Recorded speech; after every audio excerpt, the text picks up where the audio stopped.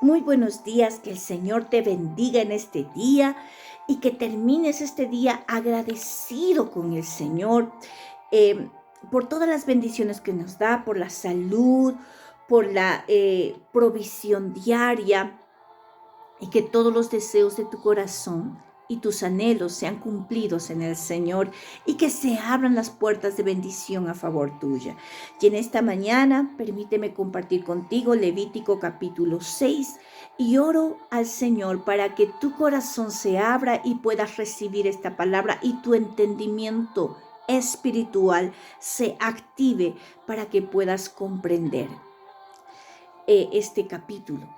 Vamos a ir entonces a los primeros versículos donde dice que Jehová habla a Moisés y le da estas instrucciones que ya vemos que vienen desde el capítulo 5. En el versículo 14 comienza con estas leyes de presentar ofrendas para el perdón de pecados. Quiero resaltar de que todo ser humano que pecaba en aquel entonces y pertenecía al pueblo de Israel tenían que presentar una ofrenda de expiación, de perdón de pecados, ¿ok? Sin una ofrenda no había perdón de pecados. La ofrenda era indispensable para que la persona reciba perdón de pecados, ¿ok?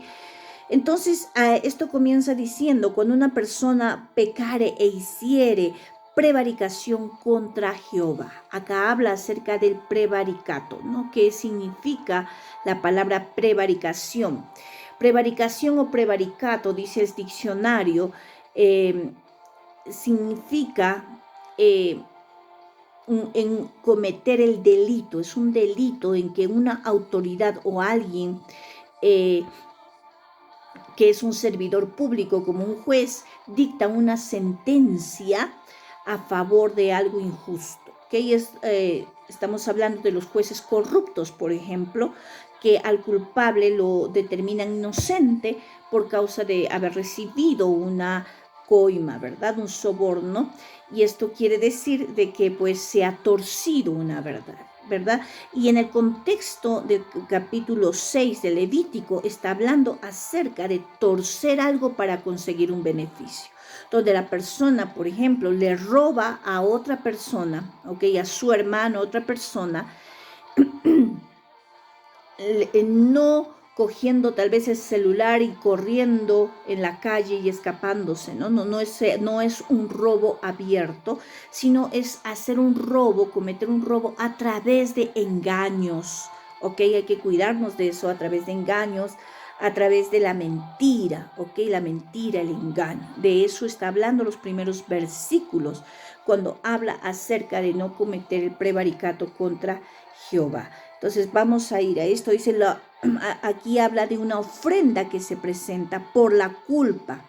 ¿En qué casos? En el caso de robar, pero a través de la mentira y del engaño, ¿ok? Ahora, yo quiero aquí resaltar algo importante. Nótese, dice que el pecado cometido en contra de las personas, de otras personas, se considera un pecado hacia Dios. Lo que quiere decir porque dice claramente en este capítulo que son pecados contra Jehová, dice, ¿no? Dice contra Jehová. Eso quiere decir que si yo peco contra mi hermano, cometo prevaricato contra mi hermano, ya explicamos qué significa esa palabra, o lo insulto, llevándolo a otro contexto tal vez un poco más, más familiar, el pecado que yo cometo contra mi hermano se convierte en primer lugar un pecado contra Dios, contra mi Padre, ¿ok? Y eso nos debe frenar a nunca ofender a las personas, nunca conseguir algo a través del engaño. Hay que frenar eh, eh, ese tipo de actitudes, ¿ok? Porque mi pecado principal va a ser hacia, o mejor dicho, en contra de Dios. Aquí dice claramente en contra de Jehová, ¿ok?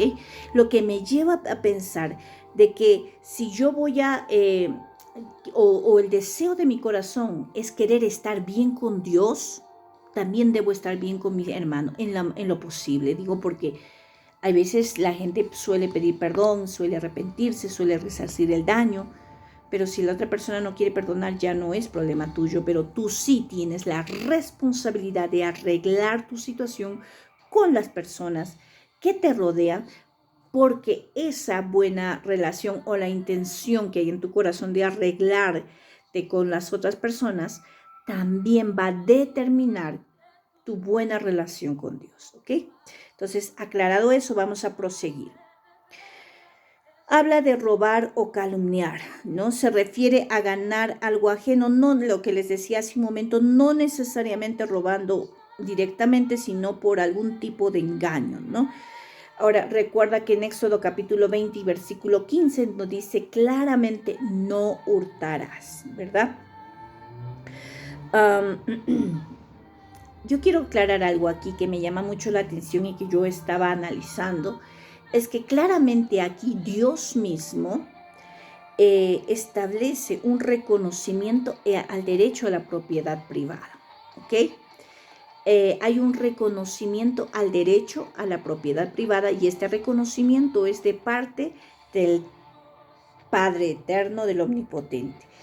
Ahora, vamos a ir avanzando. Este reconocimiento, o recordando, ¿no? Claro está que el hecho de tener una propiedad privada, cuando alguien dice esto es propiedad privada, este carro es mi propiedad privada, esta casa es mi propiedad privada, esta empresa es mi propiedad privada, ¿verdad? Cuando hablamos de propiedad privada, también tenemos que recordar lo que dice el libro de Salmos 24:1, que dice: de Jehová es la tierra y su plenitud, el mundo y los que en él habitan, ¿verdad? En lo que se refiere es de que Dios es el dueño absoluto de todo lo que nosotros tenemos. Y si hablamos de propiedad, estamos hablando de que nosotros somos los administradores de aquel que nos ha dado todo lo que tenemos. Somos los que poseemos eso, pero el dueño verdadero es Dios. De Jehová es la tierra, el globo terráqueo y su plenitud, todo lo que está dentro, el mundo y los que en él habitan. ¿Ok? Que eso quede claro, que Dios es el dueño absoluto de todo y que nosotros solo somos simples administradores. Mira, Dios no le permite a nadie coger algo de forma ilegal, ¿ok? Adueñarse de nada de forma ilegal, eso no es correcto, ¿ok? Ahora, es importante recordar esto y quisiera aquí resaltar esto, ¿verdad? Porque nosotros como cristianos debemos tener claras nuestros principios claros, ¿ok? Dice, si una persona, existen aquellos sistemas políticos que rechazan la propiedad privada, ¿ok? Como por ejemplo el sistema comunista o socialista. El sistema comunista y socialista es un sistema anticristiano que nosotros no podemos compartirlo, ¿ok? Ellos están a favor de la propiedad en forma comunitaria, de que es de todos, de que todo es del Estado y qué sé yo, pero Dios dice que tenemos que respetar la propiedad privada, entonces tenemos que tener cuidado con esto, dice. Y las personas que participan de este sistema político, de esta política socialista, comunista, son personas que están, aunque suele tal vez duro decir, pero están en contra del diseño de Dios, en contra de las leyes de Dios. Y nosotros tenemos que tener mucho cuidado con eso, ¿verdad? Dios cambia corazones. Ok, ahora también habla de algo importante que es la restitución de lo que la persona robó, ¿ok? Si una persona era culpable de fraude, de robo, no era suficiente cubrir la culpa, no era suficiente con devolver lo que robó, ¿no? Yo te robé el lápiz, toma, te lo devuelvo, ¿no? No era suficiente con esto, ¿ok? Según estas leyes que son dadas por Dios, no solamente tenía que devolver un lápiz, sino que tenía que haber una penalidad de devolver el 20% más. Lo que quiere decir que si esta persona devolvía un lápiz, tenía que devolver algo más, ¿no? Algo más para restituir el daño. Yo te debí un lápiz, pero te entrego otro más, ¿ok? Toma. Así estaba saldada la cuenta. Dice, eso era una penalidad de un 20%, ¿no? Hablándolo en términos actuales, ¿ok? Recuerda que uno no puede estar bien con Dios si no está bien con las personas que le rodean.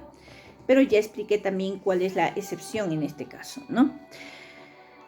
Ok, algo que quiero resaltar es que cuando la persona pecaba, ese mismo día tenía que arrepentirse y donde el sacerdote llevar su ofrenda y el sacerdote cogía esa ofrenda y la presentaba al Señor para expiación de su pecado. Ahora, ¿qué es la expiación, verdad? Es un término que tal vez no lo entiendan ustedes, pero si vamos nosotros al diccionario bíblico o el diccionario de la Real Academia, el término expiación significa eliminación total de la culpa, ¿ok? O sea, la persona había pecado y quería que su culpa sea eliminada, porque si moría quería ir al cielo.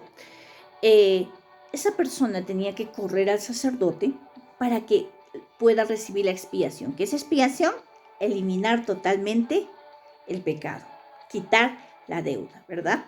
Entonces, la palabra del Señor dice que ese mismo día él llevaba la ofrenda, el sacerdote la presentaba ante el altar, ante el Padre, y su pecado era expiado, era eliminado. Y la persona tenía que tener la certeza, el sacerdote le daba la seguridad, le decía, ahora sí, tu pecado ha sido eliminado, ¿ok?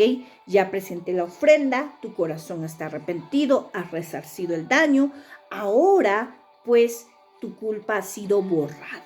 Entonces, al escuchar esto, la persona que había cometido el pecado, ¿sabes qué? O tenía que recibir paz, tenía que tener esa seguridad de que su pecado había sido ya eliminado, ¿ok? Estamos claros hasta allí.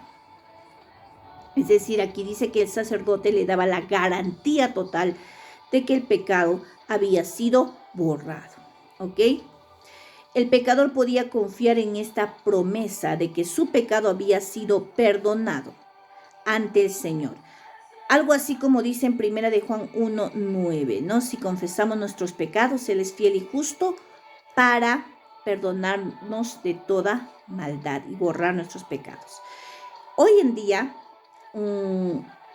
tenemos que entender que antes de se hacía este tipo de sacrificios, ¿verdad? Pecaba, tenía que llevar mi ofrenda. Pero tenemos que entender que Jesucristo, ¿verdad? Hoy en día tienes que entender que eso era antes, porque eso era antes del sacrificio que Jesucristo hizo por nuestros pecados. Jesús derramó su sangre por nuestros pecados. Jesús hizo esa expiación de nuestros pecados, nos quitó la culpa derramando su sangre. Fue la obra perfecta para para el perdón de nuestros pecados, ¿ok? A través de ese derramamiento de su sangre, de esa obra perfecta, nosotros hemos recibido la limpieza perfecta de nuestros pecados y hemos recibido el perdón. Por eso es que, así como el sacerdote le daba la seguridad de que el pecado había sido quitado de esa persona por la ofrenda que presentó, tú hoy en día tienes que tener la total certeza de que si tú confiesas tu pecado al Dios, tus pecados, le dices lo que hiciste, Él, Dios Todopoderoso, Jesucristo, el Rey de Reyes, te va a perdonar.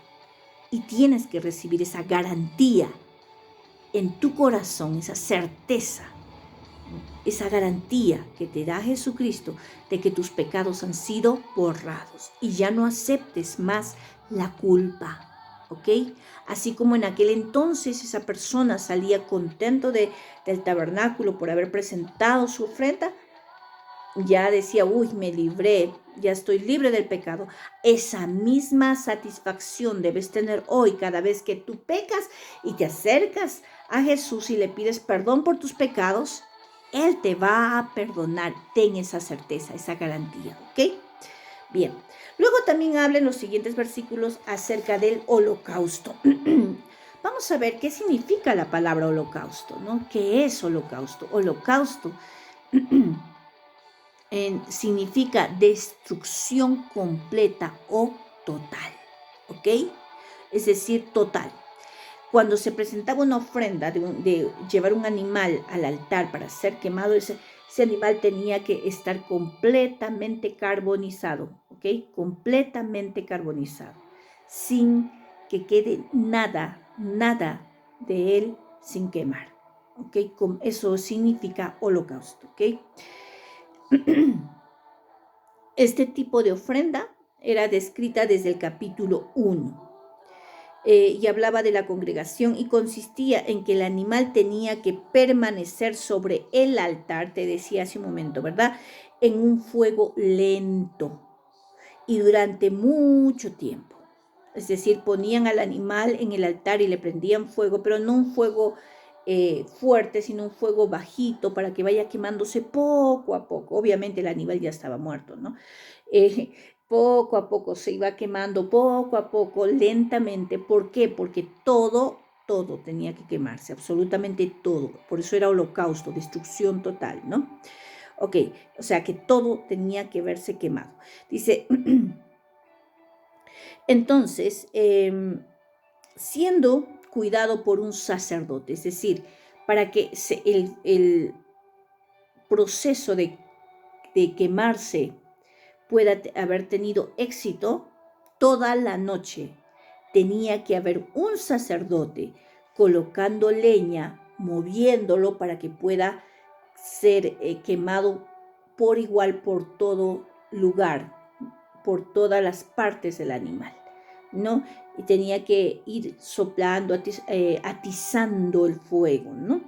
Y obviamente como era toda la noche y no podía parar, era obvio que se necesitaba no solo de un sacerdote, yo creo y considero que lo hacían por turnos, ¿no? Alguien de 12 de la noche a 2 de la mañana, de 2 a 4 de la mañana entraba otro sacerdote, de 4 a 6 de la mañana entraba otro sacerdote, para no descuidar este proceso de holocausto, ¿ok?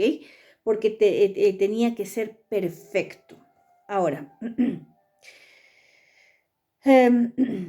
el fuego, dice, en estos versículos no tenía que apagarse, tenía que hacerlo continuamente hasta que todo el animal se haya consumido por completo, por eso era holocausto. En este capítulo 6 añade indicaciones específicas que no se hacen en el capítulo 1, que tiene que ver con las vestiduras, ¿ok? Con las vestiduras de los sacerdotes, porque la vestidura del sacerdote tenía que ser de lino fino y también los calzoncillos que usaban tenían que ser de lino fino, ¿ok? Y otra de la instrucción era que tenía que sacar las cenizas que quedaban, es decir, después que todo el holocausto había sido consumido, tenía que sacar todas las cenizas con instrumentos específicos, cambiarse de ropa, no salir del tabernáculo con la misma ropa, no, tenía que cambiarse de ropa, ponerse una nueva ropa, eso era una ley, y sacar esas cenizas, colocarlas en un lugar especial y sacarlas del campamento, fuera del campamento, ¿verdad? Y colocarlas en un lugar limpio, ¿ok? Y tenía que hacerlo, como te repito, con otra ropa. No podía usar la misma ropa que usó en el momento que estaba en el altar. Tenía que cambiarse de ropa. Entonces, el fuego encendido en el altar no se apagaba, ¿ok? Nunca se apagaba. Ahora, ¿por qué cuidaban que el fuego no se apagara? Mira, el hecho de que el fuego no se apagara y que sea una quema prolongada, ¿ok? Y que los sacerdotes cuiden el fuego continuamente, habla de una entrega total al Señor. Habla de una entrega total, ¿ok? Que Dios quiere que nos entreguemos a Él totalmente, totalmente, ¿ok? Y que el precioso Espíritu Santo pueda arder en nuestro corazón todo el tiempo y que no se apague. Otro motivo por el cual ellos cuidaban que el fuego no se apague era porque dice la palabra en capítulos anteriores de que ese fuego que se inició en ese altar, el primer fuego que fue encendido en el altar, fue un fuego que cayó del cielo. No era un fuego humano o no era un fuego provocado por seres humanos. Era un fuego provocado por Dios. En otras palabras, el fuego de Dios cayó sobre el altar y encendió el altar. Y no podía apagarse. Por eso es que lo cuidaban tanto, que el fuego nunca, nunca se apagara. ¿Ok?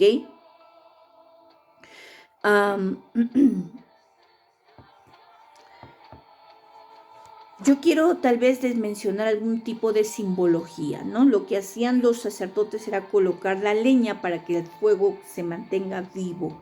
Y podríamos nosotros decir que la leña significa también la alabanza y la adoración. Cada vez que tú alabes a Dios, sea en lo que estés haciendo o que separes un tiempo para adorar a Dios, esa alabanza y adoración es la leña que tú le metes al fuego de Dios para que se haga más fuerte y más potente en ti, para que ardas en el Espíritu Santo. Necesitas aprender a ser un adorador, ¿ok? Una adoradora. La Biblia dice que Dios busca a esos adoradores, que adores al Señor. Entonces, eso es importante, ¿ok? Luego,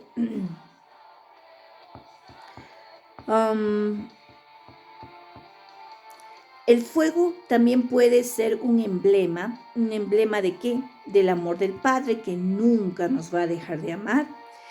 El sacrificio de Jesús en la cruz, ¿ok? Como dice Hebreos 7:27, que está vigente para toda la vida, ¿ok? Que nunca se va a acabar ese sacrificio. Dice, fue de una vez y para siempre. Eso dice en Hebreos 7:27, de una vez y para siempre. Para siempre, para la eternidad. Ese sacrificio es para toda la vida, para toda la eternidad, ¿ok? Así como el fuego nunca se apaga, el sacrificio de Dios nunca se terminó. Nunca tiene caducidad. ¿Ok? Será para siempre, nunca se va a apagar. Y la presencia del Espíritu Santo, que es un fuego que arde en nosotros, ¿ok? Luego también habla acerca de la ley de la ofrenda. Esta ofrenda era para que la presenten los sacerdotes y se caracterizaba porque ellos podían comer de esa ofrenda, ¿ok? Pero solamente lo podían comer aquellos que estaban en comunión con el Señor. No todos podían comerlo, porque aquel que comía en pecado moría. Lo podían comer los que estaban limpios de pecado. Solo ellos podían comerla.